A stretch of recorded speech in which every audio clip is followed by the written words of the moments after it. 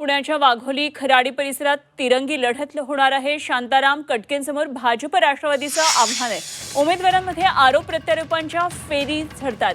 शिवसेनेच्या प्रचाराचा आता झंझावात सुरू झालाय। पुण्यामध्ये वाघोली खराडी परिसरात शिवसेनेच्या शांताराम कटकेंच्या प्रचाराचा झंझावात सुरू आहे आणि त्यांच्यासमोर सुरेंद्र पठारे आणि राष्ट्रवादीचे समीर भाडळे यांचं कडवं आव्हान असणार आहे। जनतेत काम करत असताना आव्हान कुठलंच नसल्याचं शांताराम कटके यांनी म्हटलंय।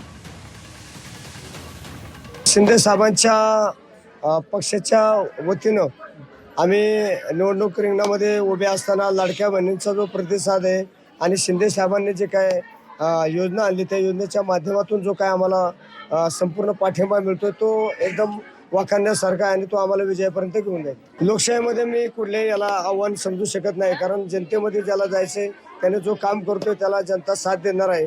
तर आव्हान हे असं काय मी